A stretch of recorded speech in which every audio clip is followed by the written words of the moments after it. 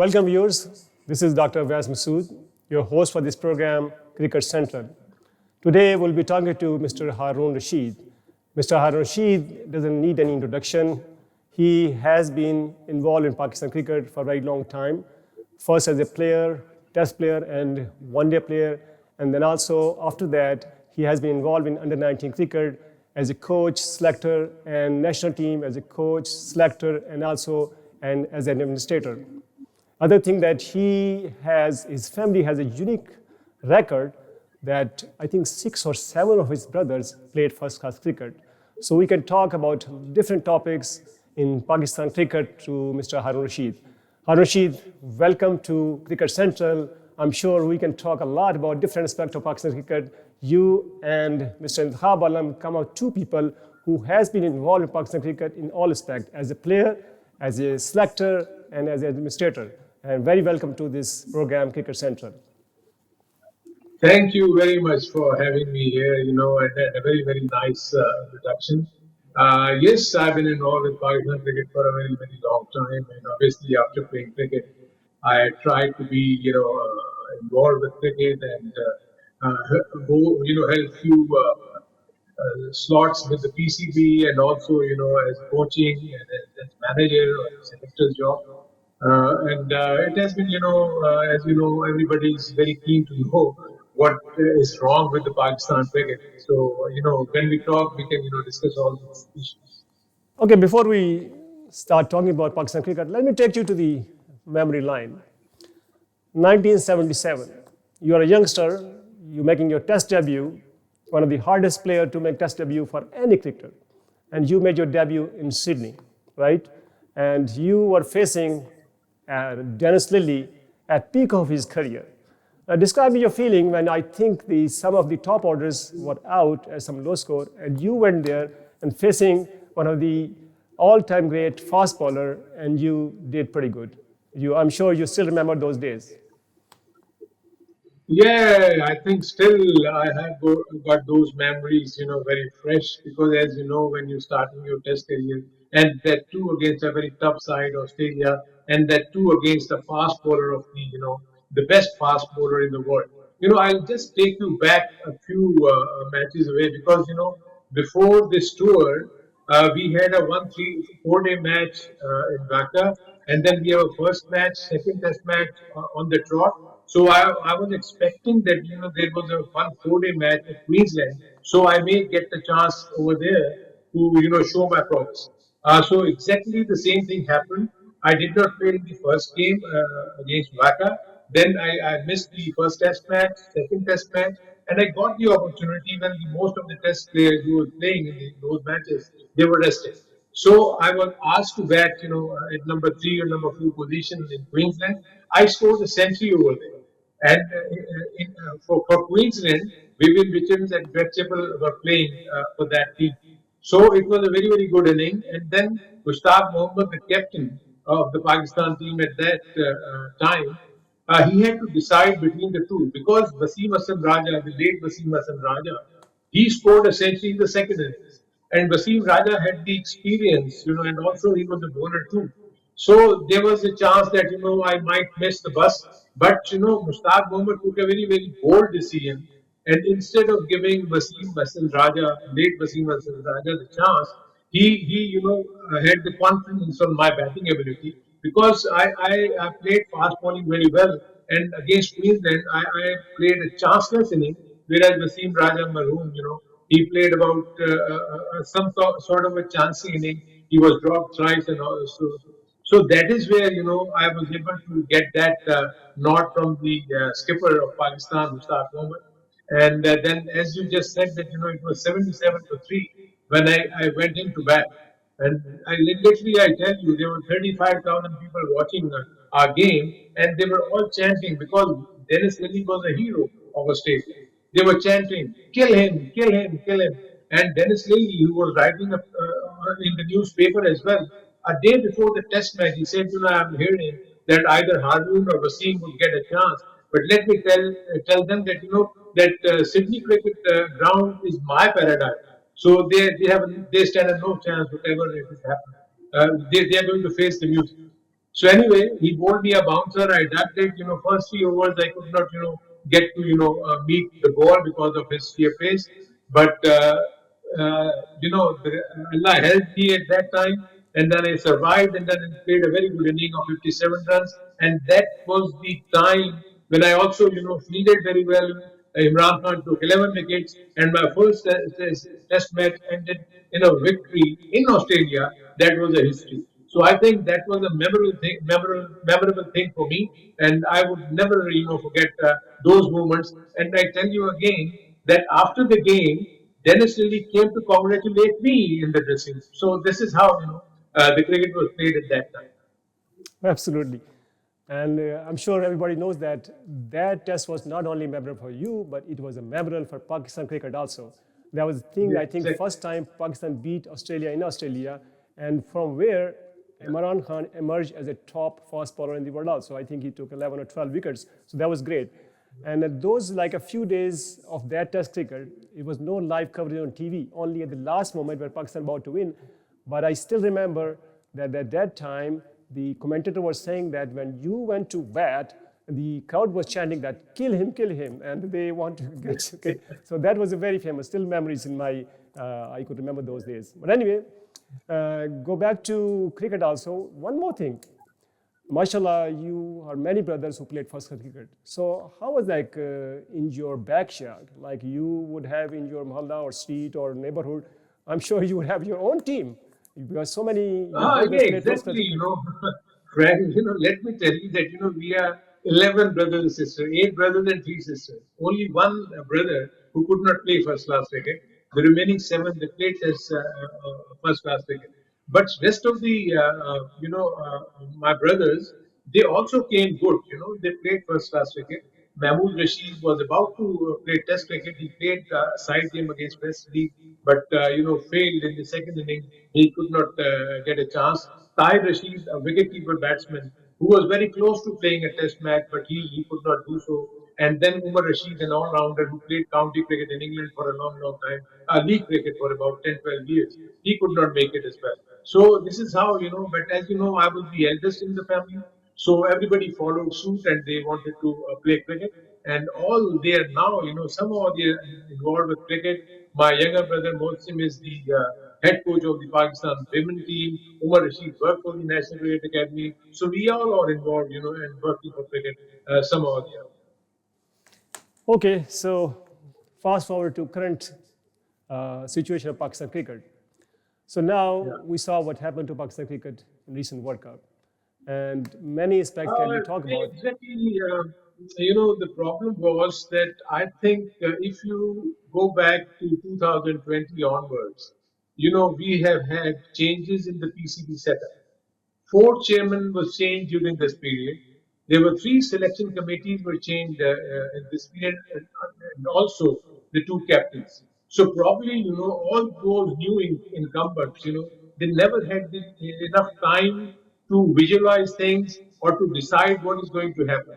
So what happened, when the PSL took place, they thought that those players who performed well in PSL, they should be given chances, preferences to the others. So that is probably they made a mistake over there. And the selection committee, they selected five openers and five fast bowlers and three spinners in a team. So you can very well imagine that Pakistan's bench strength was very, very weak. So probably the first 11 who got the chance, there was no other way to let those players who were sitting in the bench, even Abrar, who was a mystery bowler, hardly played 4 T20s. Usman Khan hardly played 4 T20s. Even for that matter, Saim Ayub never had any experience at the international level. There is a huge gap between Pakistan domestic cricket and international cricket.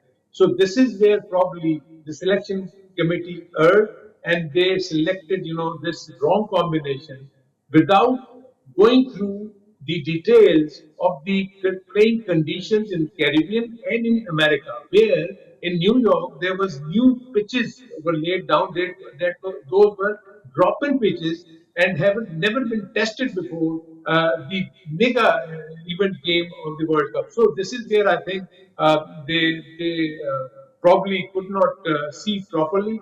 and they made these errors, and ultimately it paid the price. And one bad match against USA, you were out of the Super 8. Yeah, even after that match, Pakistan had a wonderful chance to beat India also. They were very close to beat. But we lack over there, again, the batting failed. And we saw that batsmen, or batter we call it, they had lacked technique of facing difficult conditions. And we had no middle order batter who had long experience of first class cricket in Pakistan. I'm talking about batter like Salman Agha, Abdullah Shafiq, or even Saud Shakil would have been there like these players who know the condition and they can adapt to different conditions most like easily as compared to current batters. You think the Pakistan cricket selectors, they missed a bus by not selecting those people who have long experience of Pakistan's first class cricket? I think you pinpointed it very, very correctly. Let me, explain you this point of view, because the other aspect which happened, that Gary Kirsten joined the team just a week before the World Cup. So he had no clue what is happening, because he got the team which was selected by the captain and the selection committee. Abdullah Shafiq and Salman Ali Agha were performing well.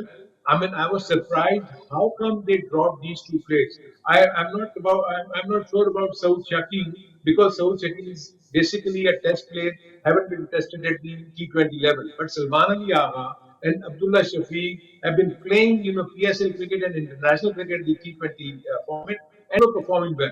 So middle order batting was better. So they had no clue, whom to pick. So I think they made this mistake over there. And then if you look at the New York pitch, I mean, it was, even if you score 100 runs, it looked to be a winning score. Look at the highest score was there 137, and in fact that was also defended by the team bowling second. So pitch were different. Pitches were, even Australia, India's top batting lineup was struggling against the fast bowling, because the pitch had variable bounce. It was seaming, it was swinging. So T20 cricket is not like this. The crowd wanted, sixes, big shots, fours and sixes, where, those pitches were not producing that thing. So I think India was lucky. Pakistan probably did not have this game plan. Even for that matter, India also missed a trick. These pitches, especially the New York pitch, were basically meant to draft and play your inning. 140 was the winning score in New York. So Pakistani also made mistakes. Rizwan's shots were atrocious at that time, because he had to be there till the end, because Fakhar Zaman, they played a bad stroke. So once you had a good partnership, then it is their job on those tricky pitches to go through and finish the game. Absolutely, particularly, not sure why, what was thinking Rizwan at that time. We know the Bumrah, he's a top bowler in the world, and he is in great form to his own standard also. There was no harm in just playing out his overs, and he chose that bowler to hit out a cross shot, and that was actually where the Pakistan lost. You think so? Yeah, exactly. This is where I think, that you have to think what is happening. You have to read the situation. Then you have to adapt yourself and you apply yourself accordingly. This is where, that was the first ball of Bumrah of that over. Bumrah was bowling his, probably he would have bowled only one over, and they would have, stopped him bowling, because they would have kept him for the last over or so. So that was a mistake Rizwan made. And as you see, they also did not treat Iftikhar Ahmed well.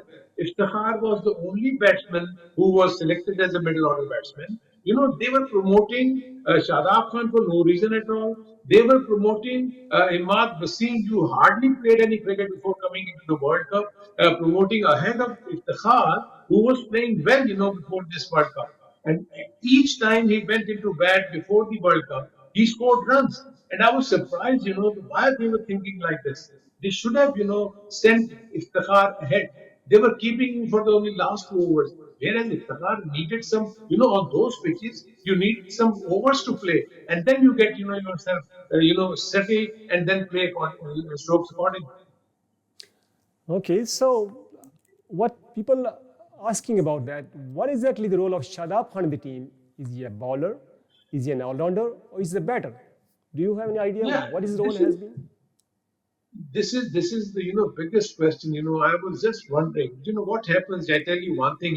There are stats available, and that stats Islamabad United. He was the captain of Islamabad United. In all the PSL franchises, he used to promote himself up in the order, and they say that that Shadab Khan's strike rate is better when he bats at number 4. His impact as a batter is even better when he is playing at number 4 whenever he is promoted. But my question was, how many times his innings or his knocks won the matches for his team? Hardly one, hardly two, hardly three occasions. So, by having this, you keep on promoting a player who is neither here nor there. He was unfit for most of the time, for around about 1.5 years. He was nursing his injuries. He hardly played any cricket. So once you lack cricket behind you, you did not play enough cricket before entering into a big match. Then or a big tournament, it happens like this. Like Sarfraz, mainly Shadab's job was to bowl well. He did not bowl well. So that is why in the middle overs, if you look at the other teams, their middle overs bowled by the spinners, got them wickets. Whereas Pakistan did not get any wicket while bowling in the middle overs. So this was the biggest difference between the Pakistan team and all those teams who have qualified in the Super 8. Yes, and uh, an ordinary follower of the cricket like myself who played club cricket only, I could understand that players like Shadab or even Usman Khan, they can make some runs at the domestic level IPL on a flat wickets, but these cricketers will not able to face top class fast bowlers in difficult conditions. So even though Usman Khan, I know he played very well in PLS, but he has no first class experience. His technique is not where he could survive the top level batting or bowling. So what do you think that this is the weakest Pakistan middle order lineup I've seen in either 2020 or ODI for a long time? Do you agree with that? Yeah, I think I feel, I feel pity for Usman because, he made a biggest mistake by accepting to play for Pakistan. He was well settled in UAE. He had a contract over there. He was playing T20 leagues. He was earning good money. Now, obviously, he broke that contract. He decided to play for Pakistan. I don't know what future would hold him for, to play for Pakistan again or not. And he also missed the bus now. Probably UAE probably would not accept him for the next 5 years. So, this is where I'm surprised. All these selectors and the captain himself. Uh, you know, every player, has a good season. Like Usman, he played only the PSL for hardly 1 or 2 years, and this season he scored some runs. But you need to see consistency. You are preferring Usman Khan over Abdullah Shafi, who is a tried and tested guy, and you're preferring Usman Khan over Salman Ali Agha, who has won you matches in T20 games, in one-day games, and he bowls also well. He is a good fielder. So this is where probably I think Pakistan made mistakes. The selection panel and the think tank that included the captain. Uh, so this is where I'm also very surprised when I saw these decisions, and I was expecting this is done. I never said, because as you know, as a Pakistani, you can't say anything. Otherwise, people will start saying, oh, you are, bashing Pakistan for no reason at all. But if you look at the composition, if you look at the composition of the other teams, there was a huge difference. Pakistani batters, they had a strike rate of only on the average 129, whereas other teams 146 plus, 150 plus. So in terms of batting, you are already at the lowest step. But yes, your bowling was strong. But then again, given good conditions, you can bowl well. On a good, varied conditions like New York, they bowled well. But look at that when you go and bowl on decent pitches, it is difficult. So anyway, now things have gone. Pakistan did not qualify for the Super 8. There is a lot of backlash over here, but still I think nothing is going to happen because from here till November there is no white ball cricket. So all these players which we are talking about, they will not be seen in the Test cricket except for Babar Azam. and for that matter, Shaheen Afridi. So the rest of the guys probably they are Naseem Shah maybe playing in the Test cricket because we are playing two series home series in Pakistan starting from I think August till October, and then in November white ball cricket would come in, and by that time domestic cricket would start in Pakistan, and then see some of the new players if they emerge, they get the nod of the selection committee and not we have to see. So the white cricket is gone, so all these players will gone. So there is no need of any panic or they will talk about surgery of the Pakistan team or something like that. The surgery has done automatically it has been evoked. I mean, talking about the surgery about which Mr. Naqvi is talking about, you think that he should also take some responsibility and surgery should have started from him. He should be under the knife first because he has committed many blunders which led to this, what unfortunately happening to Pakistan cricket, and they came back a bit too soon. You think he should take some responsibility also? Yeah, why not? I think he should because the thing is, look, what is happening is that it is I mean very unfortunate to say that the cricketers they have got the ability or the capacity to lead Pakistan cricket board. So what happens, those good administrators, because Prime Minister of Pakistan is the patron of Pakistan cricket board, so he nominates two candidates for the this slot, and then there are eight already available in the governing board of the PCB. So what happens is those two nominees, out of those two nominees of the prime minister, one gets elected as the chairman. So what happens? This chairman, having no knowledge of cricket, what he looks around him, so he finds some good cricketers. So Naqvi found this Wahab Riaz, who was working with him in his provincial cabinet when he was a caretaker chief minister. So probably they have got good relations with each other. So he decided to have him on the board. So he made him all in all after because he was depending on the advices of Wahab Riaz. Whereas I think he should have called the senior cricketers and see how to run cricket board because he needed to understand what is the intricacies of cricketing administration, how to do about it, how to go about it. So probably he did not do that. Probably he never had time just before the World Cup. So, but still, I think there is very quiet because he's also an interior minister. So this cricket board needs a full-time chairman.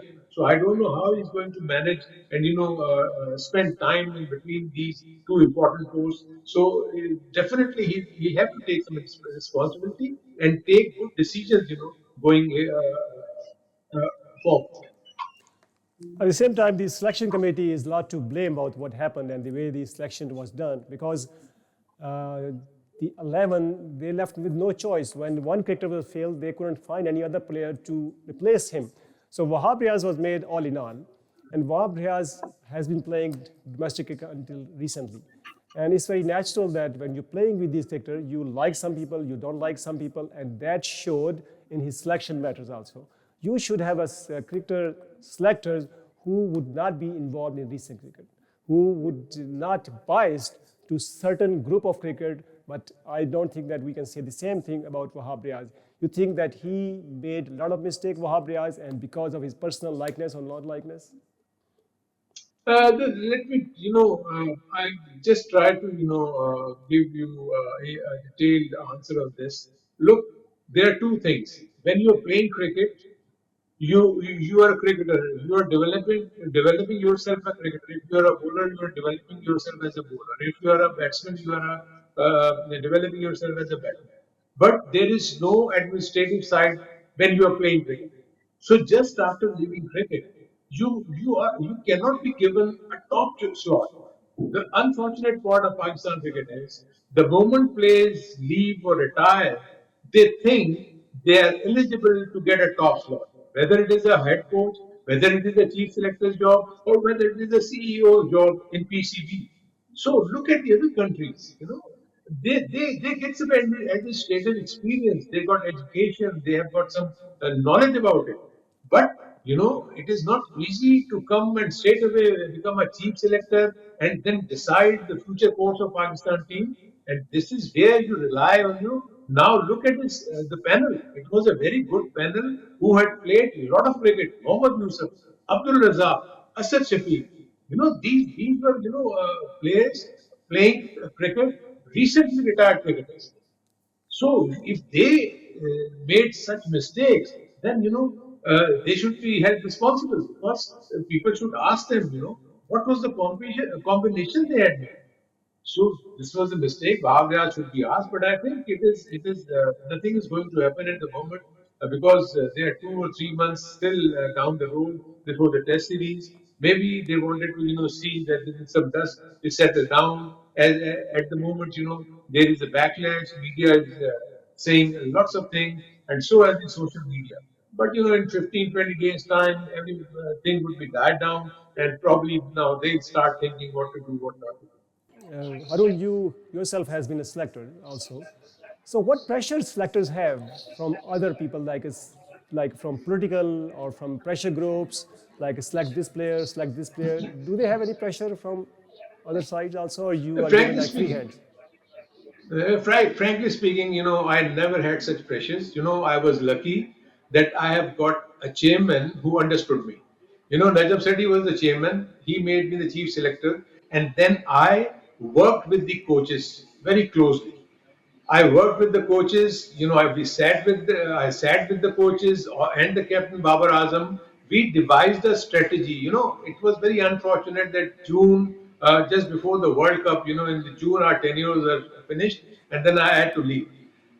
We had made a 2 years, 3 years plan from here onwards. We had some round about 35 to 40 players on the fringe, and we were organizing some 18 tours just to give exposures to all those domestic performers who were doing well. So we had a say in a position to know exactly what are the current players are doing. We had a tracking system, so we should know the injury level, the injury problems, the Pakistan team's problems. The fast bowlers. How many fast bowlers do we have? How many openers do we have? Middle order batters. So we had a plan to go about it, and Babar was on board. So we were doing well, but all of a sudden, then things changed. There were, management change. They changed each and everything. The coaches were changed. Mickey was sacked because I had finished my tenure, so I could not take up the job. They bring in new coaches. Saklan Mushtaq was made the coach, and then they went for this Gary Kirsten without knowing that he won't be available after till the IPL is finished. So these are the things that these jerky decisions they took, and ultimately this paid. So as far as I am concerned, I had no pressures whatsoever. If there were such pressures, I used to combat it, and I used to explain to all those people who wanted certain players. So I used to have stats with me. I used to have, explain it to them why we are going at a certain place, or for instance, New Zealand or Australia or West Indies. We had certain knowledge about the playing conditions over there. So we used to pick players who are suitable to such conditions. Yes, this Dogism is killing Pakistan cricket. As you said, every selector need a plan, need a vision. You need 2, 3 years at least to make some change in a positive way. But now, every few months we see the new selector, how he can do any changes, positive changes. Every person new Yes. comes, even the Pakistan Cricket Board chairman is This, changing. So probably that's killing Pakistan cricket. So moving on, Yeah, and that is why I tell you, these are the things which is why Pakistan team is not progressing. I worked for PCB for 13 years from 2007 till 2018, and I worked with about 8 and 9 chairmen. Can you believe that? unbelievable. Every new chairman had a new policy, because what happens, after every 2 years there is a debacle. We could not win a competition, so they used to change the selection committee. They used to bring a new chairman. They used to bring a new captain. So look at England. England lost one day cup, but they never changed Butler. They never changed, selection committee. And look, now they are playing the Super 8, or maybe they qualify for the semi-final. You never know. So this is how the continuity of the policies are so important, irrespective. Your chairman, there is a change in the chairmanship at the top level. And also, all the chairman changes are 100% from political basis. And many of them, maybe some exception are there, like Ramiz Raja, or to some extent Mr. Sethi, who has some administrator experience about running cricket, but all the others, they have no knowledge of cricket. They have no knowledge of administrating cricket. They have no vision, and that's why we're seeing the Pakistan cricket going down. And are you really worried about that Pakistan cricket is going the hockey's way, or you are think that things should be okay in future? No, I don't think so. It is not going to happen because the thing is, PCBs are self-generated. They don't rely on any the government's revenues or anything. They generate their own revenues. They have their own sponsorships. They have ICC sharing. So the money would not be an issue as far as PCB is concerned. But yes, the management would be an issue. So, like we just mentioned about Sethi, I tell you one thing, Sethi also had no clue about cricket. But he understood the game. He used to discuss things with, all those stakeholders sitting around him, the board and the cricketers. And then he used to understand things. Look at PSL. PSL never happened. Thrice PCP tried to do it, to make it happen, but they failed. And Rajam Sethi came and he said, okay, let me, have my own team and I'll give you the PSL. And look at that PSL. Firstly, he did it, in Dubai. And then he brought it back to Pakistan. International cricket came back to Pakistan under his tenure. So I think this is where I think he should not have left PCB at that particular juncture. So Imran Khan when came in, obviously there were some obvious political reasons because Imran had, criticized Sethi for 35 punctures or something like that. So how could Imran retain him? So this is where I think from there, if you look at, there is a decline in Pakistan cricket because he was doing good jobs, things were moving upwards. Foreign teams started coming into Pakistan, and Pakistan domestic cricket was taking a shape. So after that, you see, that there was, heaps of changes, and we're standing here right now. I mean, you're right. As I was listening to Mr. Seth's interview, he said he did not know about cricket, but he learned on the job. And at one Exactly. time, he learned pretty lot of experience he already had. Not just Imran, he was brought second time. You know what second time happened? You know that People's Party, they want their own person. He said, okay, thank you Yeah. very much. We don't need you. We had our person to Yeah. be. So Yeah. it's not like just one politician. All the political party, they want their own Yeah. person to be there, and that's why happening. Okay, moving forward. First of all, I would like your opinion about Babar Azam. Everybody said that he's a great player. He's the best in Pakistan, which is no question about that. Currently, he's the best batter in Pakistan cricket. But where you compare him with other great current players, has he played any match winning or match saving inning which you can remember that in the last few years? Yeah, this is the only difference I would say. I can tell you that, when I was in 2007, I was the head of the youth development. I started a program at that time that was called Under 16 Talent Hunt Program. So we conducted trials and went to 50 odd districts. And Babar Azam was selected for Lahore district. And he showed promise at a very early age. And he went to the World Cup. We picked him, and we had eight teams of under 16. They competed each other, and Baba was the top scorer there. And from there, he never looked back. He led Pakistan under 19 team. He led Pakistan under 16 team, and wherever he went, he became the best batsman of the Pakistan team. The only issue with the with Babar Azam is that his innings. He's a very consistent batsman, a very technically correct batsman. But probably when it comes to adaptation of the T20 cricket, his innings probably never won matches like Tendulkar. He scored heaps of runs, but his innings never won India matches like Kohli and others, like Inzamam and others. So this is the only difference, which I think Babar and he'll have to improve this aspect because I would personally feel I never wanted Babar to take the additional responsibility of the captaincy because this is where what happens by whenever Pakistan loses always blame they blame captain there because it is his responsibility. But yes, he needs to improve his strike rate according to the situation. You need to accelerate. Whereas Babar, he's an orthodox player.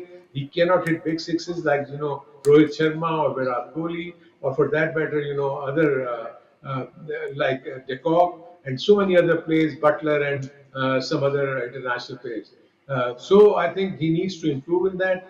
But still, I tell you one thing: if you look at Pakistan, he's still the best batsman. And how you can use it? How can educate him? How can sit with him as coaches and develop this tendency or his habit that his innings should give results to Pakistan in terms of winning.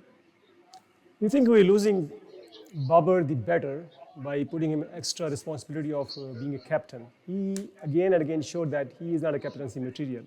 So you think that he should be taken off this responsibility and give him the responsibility of taking the Pakistan batting to a respectable level?